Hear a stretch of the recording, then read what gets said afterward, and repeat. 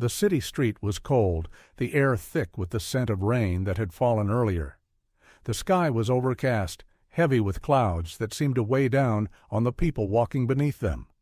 The streets of downtown were bustling, with pedestrians weaving in and out of stores, their steps quick, purposeful. Cars honked their horns in the distance, their engines roaring as they hurried to their next destination.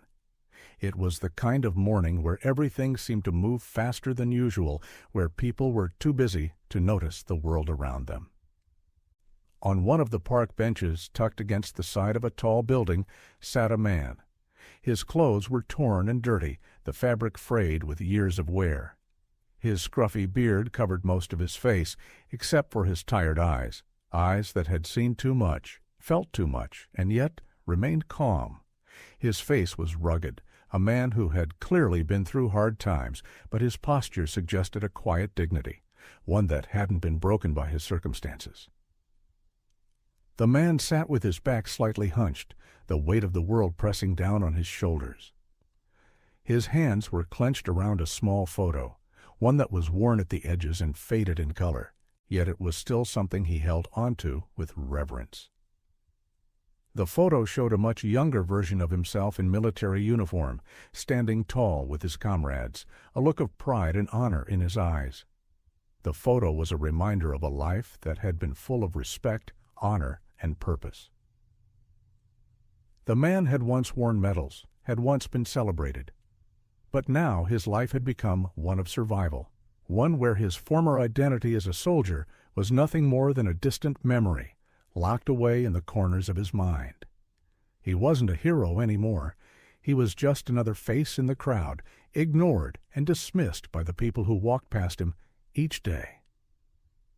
Yet there was a quiet strength in the way he held himself, an air of resilience that spoke volumes to anyone who cared to notice. As he sat on the park bench, the sounds of the city swirled around him. The clatter of heels against the pavement, the chatter of office workers rushing to their jobs, the hum of traffic in the distance. None of it seemed to bother him. He was used to it. He had learned to block out the noise and focus on what mattered, the quiet moments when he could reflect on his past, when he could remember who he once was. But today, as always, people passed him by without a second glance. His tattered clothes and scruffy beard were enough to label him as just another homeless man, someone unworthy of attention. No one stopped to ask who he was or why he was sitting there. He was invisible, lost in the shadows of the city's bustling life. And yet, in the quiet moments when he could still hear the sounds of a life he once led, he allowed himself to remember. A group of young people walked by, laughing loudly, their voices cutting through the stillness of the park. They were carefree, their faces flushed with the kind of youthful energy that only comes with being part of a group that feels invincible. They moved together like a pack, unaware of the world outside their bubble, oblivious to the fact that their words had power. As they approached the homeless man, their laughter faltered for a brief moment. One of them, a young man, maybe in his early 20s, noticed the man sitting on the bench, his face partially hidden behind his scruffy beard. The group slowed down, and their conversation shifted from light-hearted banter to something more pointed. The young man snickered, his eyes scanning the man sitting on the bench. He nudged his friend beside him, making sure the others noticed the homeless man. "Look at this guy," he said, loud enough for the man to hear. "I bet he's been sitting here for hours, just waiting for a handout." The group laughed, their voices sharp and mocking. The homeless man didn't react. He kept his eyes fixed on the street ahead, his face unreadable, as if he hadn't heard them at all. But the young man wasn't finished. He took a few more steps forward, his voice growing louder with each word. "Probably thinks he's got the right to sit there, like the world owes him something," the young man continued, his words dripping with disdain. What a joke. The others in the group laughed again, some of them snickering, while others exchanged amused glances. But the homeless man stayed silent. He didn't flinch, didn't even blink. It was as if he was a ghost, impervious to their insults, too weary to fight back. One of the women in the group, a tall young woman with short hair and a harsh expression, took a step closer to the homeless man. She eyed him up and down, her gaze cold and dismissive. "Maybe you should get a job or something," she said, her tone laced with condescension, "instead of sitting here all day like a beggar." The words hung in the air, sharp and cruel, but the homeless man did not react.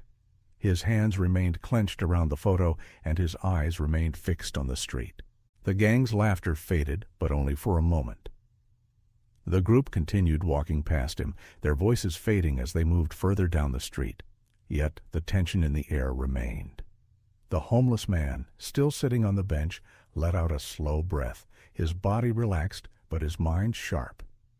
He had heard these kinds of comments before. He had heard worse. It was nothing new. But what struck him most was the indifference of the people around him. The bystanders on the street walked by without so much as a glance in his direction. No one stood up for him.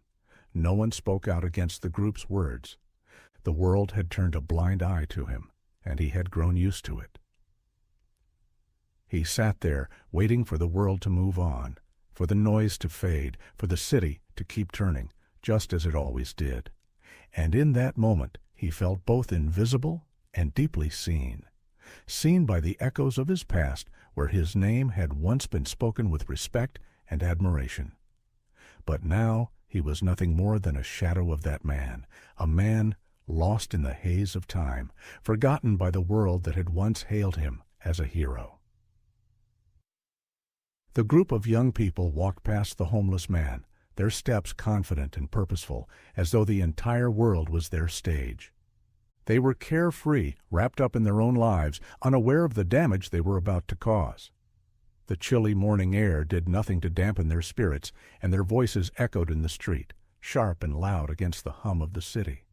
As they passed the homeless man, one of them, a young man with a baseball cap and an arrogant smirk, looked down at him, his eyes narrowing with disdain. "Look at this guy," he said, loud enough for everyone in the group to hear. "This is what happens when you don't get your life together. This is what failure looks like." His tone was dismissive, like he was inspecting an object rather than a human being. The others in the group snickered in agreement, their laughter cutting through the cold air. The homeless man did not flinch. He didn't move an inch. He kept his eyes forward, staring into the distance. He had heard it all before, the insults, the mockery, the cruel words, but the gang was just getting started. "How does someone like him even survive?" another member of the gang said, her voice dripping with sarcasm. She was tall, with short hair and a sharp, piercing gaze. "Probably begging for change all day, thinking he's got a right to sit here. It's pathetic." The laughter from the group grew louder. The homeless man remained still, a figure of quiet strength. His fingers tightened around the small photo he held, his grip becoming the only sign of tension in his body. But his face remained calm, his eyes distant, reflecting the life he had lived and the struggle that had shaped him. As the group continued to mock him, the insults grew louder, more vicious. One of the gang members, a young man with tattoos up his arms, pointed at the homeless man with a sneer. "Look at him. He's got nothing, nothing at all. What kind of loser just sits there like that?" His voice was thick with contempt, the words sharp as they cut through the silence of the morning. The homeless man still didn't respond. He hadn't spoken in hours, didn't have the energy to entertain these ignorant voices. But it didn't matter. The gang was on a roll now. The words came faster, each insult more cutting than the last. "I bet he's always been this way," the young man with the tattoos said. "A total waste of space. He'll never be anything. No ambition, no pride, just sitting here, waiting for someone to throw him a penny." As the words flew, another member of the group, a woman, her arms crossed and her face set in a hard line, pulled out her phone. She raised it toward the homeless man, positioning the camera at an angle that would capture his face in full. "Hey, let's get a picture of this guy," she said, her voice full of mockery. "Maybe we can turn him into a meme. He's perfect for that." The phone flashed with the light of the camera, and the woman's finger hovered over the screen. She zoomed in, her eyes scanning the homeless man's face, the expression on his face unreadable to her, but familiar to him.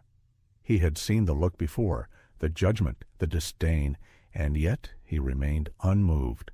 His silence was his shield. "Hey, look at the camera," the woman called out, taunting him. "Smile for the picture, loser." The group continued to laugh, egging each other on. The scene had become a twisted form of entertainment, where the homeless man's pain had become their amusement. They were using him, his misery, as a punchline to their joke. The young man with the baseball cap stepped forward, moving closer to the homeless man.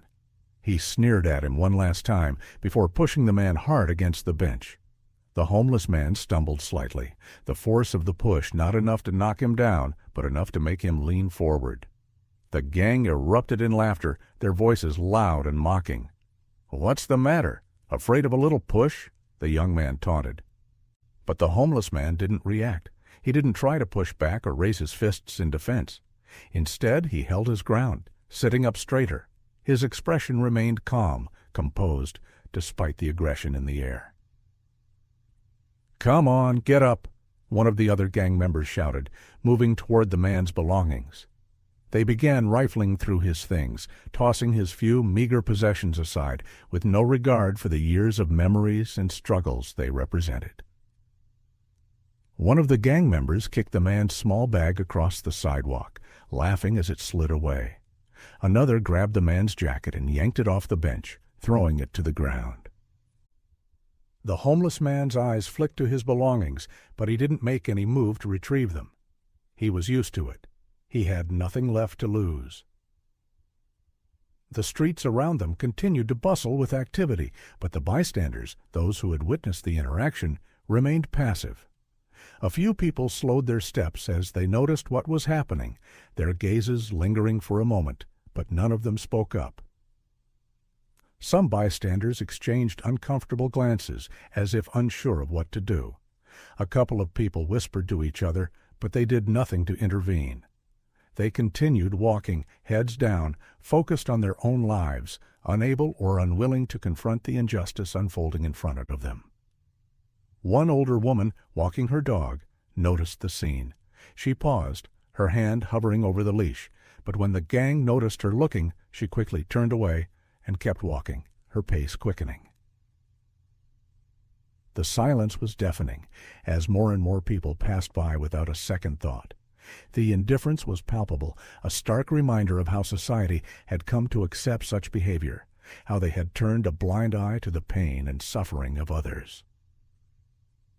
As the gang grew bolder, their words and actions more violent, the homeless man remained silent, his resolve unbroken. His face was still, as though the world around him was just noise, but the silence in his heart was louder than all the chaos surrounding him. The tension in the air thickened as the gang's taunts continued to rain down on the homeless man. Every word, every shove, seemed to push the situation further, as though they were daring him to break. But the homeless man sat still, unflinching, his eyes focused on the street ahead. It was as if he had become numb to the world, as though nothing could pierce the fortress of silence he had built around himself. But then something caught the eye of one of the gang members, an unusual glint, something that didn't quite fit with the image of the homeless man they had so quickly judged. It was small, almost insignificant, yet it caught the light in a way that made it stand out. The young man with the baseball cap leaned forward, his eyes narrowing as he noticed the military medal that had fallen from the homeless man's jacket pocket. For a moment, everything seemed to freeze. The rest of the gang paused, their laughter dying down, as they turned to look at what had caught his attention. One of the girls in the group, a tall woman with a hard face, stepped forward. She crouched down and picked up the medal, her fingers lightly brushing over its surface. "Wait a minute," she said, her voice now quieter, more curious than mocking. "What's this?" The young man with the baseball cap looked at her, then at the homeless man. The man's face remained expressionless, his eyes still fixed on the road ahead. He didn't say a word, didn't even acknowledge the gang members staring at him. His silence only added to the mystery surrounding him. "Is that a military medal?" the girl asked, her voice now filled with disbelief. The group began to gather around her, crowding in closer to get a better look at the small item in her hands. The homeless man didn't move. "Why would a guy like him have a medal?" another gang member asked, his tone now suspicious. "What's a homeless man doing with a military honor? Doesn't make sense." "Maybe he's just pretending," the young man with the baseball cap muttered, trying to brush off the oddness of the situation. But there was doubt in his voice. They had been so sure of who he was, so confident that they were in control. But now the truth seemed more complicated. The girl holding the medal tilted her head, still looking at the homeless man. "I don't know. Something doesn't feel right here." As the gang members stared down at the homeless man, confusion began to spread. They looked at him with new eyes, no longer sure of who he was or what his story might be. The camera slowly zoomed in on the homeless man's face, still calm and serene despite the chaos around him. "Chul." And in that moment, the scene shifted. The harsh sounds of the city faded, replaced by the sounds of marching feet and the sharp commands of a drill sergeant. The homeless man's face blurred, and suddenly he was no longer sitting on the park bench. The worn-out clothes, the scruffy beard, the rough exterior, everything vanished, replaced by a younger version of himself. He stood tall in a military uniform, his posture straight, his eyes focused on the task at hand. The flashback showed him in his prime, strong, confident, and proud. He was not just another soldier. He was a hero. A medal was draped over his chest, glinting proudly in the sunlight. The camera captured his moments of bravery, of leading his team through dangerous situations. There were parades where he was honored in front of a grateful nation. People looked up to him, praised him for his courage and sacrifice. But then, as the flashback continued, the tone shifted. The young soldier, once celebrated, now found himself struggling with the harsh reality of life after service. The transition from soldier to civilian was not easy.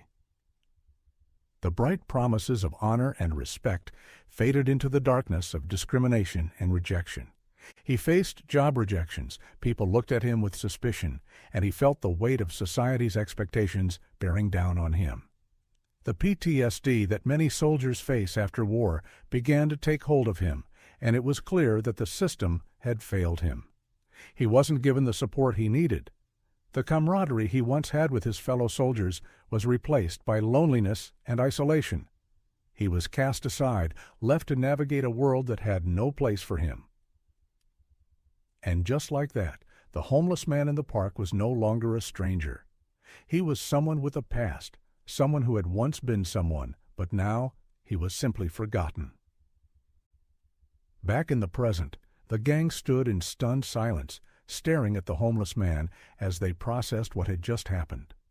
The revelation that this man was a war hero, someone who had fought for the very freedom that they took for granted, hit them hard. They had attacked him, mocked him, and belittled him without knowing anything about who he really was. For the first time, the gang members were quiet. The young man with the baseball cap, who had been the loudest and most mocking just moments ago, now looked at the homeless man with a mixture of guilt and regret. His bravado had vanished, replaced by an uncomfortable feeling of shame. He scratched the back of his neck, his face flushing as the weight of their actions began to sink in. The girl holding the medal looked at the homeless man, her expression softening. I didn't know," she said, her voice quieter now, filled with the realization of her mistake. One of the other gang members, a tall guy with a deep voice, stepped forward. This is wrong," he muttered, staring down at the homeless man. He was clearly struggling with the gravity of the situation. "We shouldn't have done that." But despite their initial shock, not all of them were ready to accept what they had done. The young man with the tattoos, who had been the most vocal in the group, tried to deflect the situation. "I didn't know. How was I supposed to know?" he said, his voice defensive, but lacking the certainty it had had before. "He's just sitting there, like anyone else."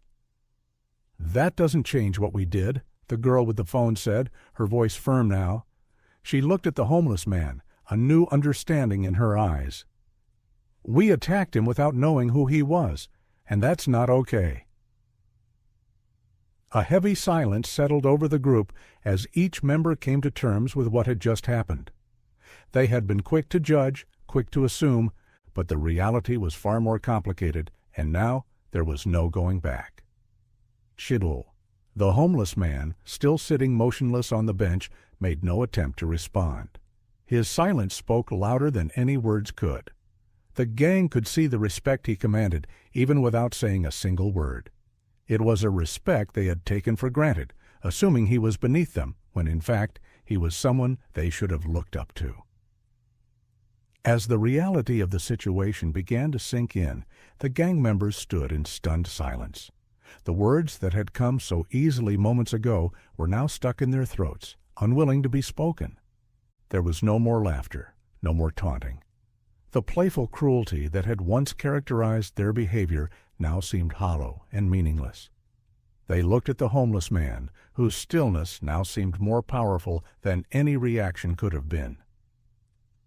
One of the gang members, a young woman with sharp eyes, hesitated, her hands trembling slightly as she glanced down at the man. Her expression shifted from arrogance to something resembling regret, but the words that followed were laced with uncertainty. "Hey, I'm sorry," she said, her voice weak in comparison to the harshness it had carried before. "We didn't know who you were. We didn't mean it. Her voice trailed off, the apology hanging in the air like a fragile thread. The homeless man didn't respond. His face remained unchanged, his posture unwavering. He simply sat there, still and composed, as if the apology was irrelevant. He had heard apologies before, but none of them had ever brought real change. He wasn't looking for their regret, and he certainly wasn't seeking their validation. "It's not about who I am," he finally said, his voice steady and calm. "It's about how we treat each other. Every person, regardless of who they are or where they come from, deserves respect." His words were simple, but they carried a weight that left the gang members speechless. The woman who had apologized looked away, guilt and embarrassment written on her face. The rest of the gang members exchanged awkward glances, unsure of what to say or do next. Their usual bravado had evaporated, leaving them standing in the face of a quiet dignity they could not match. Without another word, the homeless man slowly stood up from the bench. He didn't look at the gang again, nor did he acknowledge their presence. His silence spoke volumes, and his calm demeanor filled the space between them like an unspoken declaration of his own self-worth. With deliberate steps, he began to walk away from the scene, his movements slow but resolute. He didn't walk away in anger or with vengeance in his heart. He walked away with a quiet acceptance, knowing that he couldn't change the past or the actions of those around him. But he also knew that his worth wasn't defined by how others saw him. He had lived a life of honor and service, and that alone was enough. As the homeless man walked away, the scene that had just unfolded left a mark on the bystanders who had silently witnessed everything. They had watched in silence as the gang mocked and abused the man, their indifference clear for all to see. But now, as the homeless man left with his quiet dignity, something shifted in the air. The first to speak up was an older man who had been standing nearby, his face wrinkled with age, but full of a new understanding. He turned to the group of gang members, his voice steady but firm. "You should be ashamed of yourselves," he said, his words carrying a sharp rebuke. "What gives you the right to treat someone like that? Do you know anything about him? Or did you just assume because of how he looks?" The gang members, still stunned by the turn of events, didn't answer. They stood in silence, their heads hung low. The older man continued, his voice rising with the weight of his disappointment. "You don't know who he is, what he's been through. But you didn't care, did you?" He shook his head, clearly disheartened by their behavior. "You don't know anything about respect." More bystanders began to speak up, some in hushed voices, others more assertively. A woman who had been walking her dog stopped and added, "I saw what you did, and it was wrong. No one deserves to be treated like that, not even a stranger." Another bystander, a younger man, pulled out his phone and started recording. He caught the group on camera, ensuring that their actions would not go unnoticed. "You think you can just do whatever you want. We're not going to let you get away with it," he said, his words filled with defiance. For the first time, the gang members were being confronted, not by the man they had abused, but by the very society they had once thought they could ignore. The same people who had been silent moments ago were now speaking out against their actions. The ripple effect of the gang's behavior didn't stop there. As the bystanders spoke up, some took further action. A few made calls to the authorities, reporting the incident to the police. The fact that the gang had attacked a war hero, someone who had risked his life for their freedom, only made their actions more unforgivable. Oof. The police arrived within minutes, and the gang, now feeling the weight of their actions, was confronted by law enforcement. The young man with the baseball cap, who had been the loudest and most mocking, was the first to be questioned. His arrogance had dissolved, and now he was faced with the reality of his choices. "What happened here?" the officer asked, his tone professional but firm. We didn't know," the young man stammered, his voice trembling with regret. "We didn't know he was a hero. We thought he was just another homeless guy." The officer nodded, his expression hardening. "That doesn't excuse anything. You assaulted him, you harassed him, and now you're going to answer for it." As the officer continued to speak to the gang, a few of the bystanders who had recorded the incident shared their footage with the police, making sure that the truth was documented. The gang members were detained, their behavior now exposed for everyone to see. They realized too late that their racism and violence had consequences. The homeless man's true identity as a war hero only magnified their failure, making them look even worse in the eyes of the public. The bystanders, who had once been passive observers, now stood as witnesses to the truth. Their actions, whether speaking up, recording, or calling the police, had made a difference. They had shown that even in a society filled with indifference, there were still people who cared enough to stand up for what was right. As the gang members were led away by the police, their heads hung low in shame. The homeless man, who had long since disappeared from the scene, had already shown that true strength wasn't in fighting back with fists, but in walking away with dignity. The city moved on. The hustle and bustle of the streets continued, but the events of that morning would stay with those who had witnessed it, and for the gang members it would be a long time before they could forget the lesson they had learned the hard way. The homeless man continued walking down the busy street, his pace steady and calm. As he moved, the sounds of the city, once overwhelming and chaotic, seemed to fade into the background. The traffic, the chatter of people, the hurried footsteps of pedestrians, none of it seemed to touch him anymore. His steps were measured, purposeful, as if each movement carried a weight that no one else could understand. For the first time in a long while, he felt a strange sense of peace. The anger, the bitterness, the hurt, those emotions had long since been buried deep within him, and now, as he walked away from the scene, he realized something important. He no longer felt the need to prove anything to anyone. His past, his achievements, his identity, none of that needed validation from the world. He had lived a life full of honor and sacrifice, and that was enough. He had nothing to prove.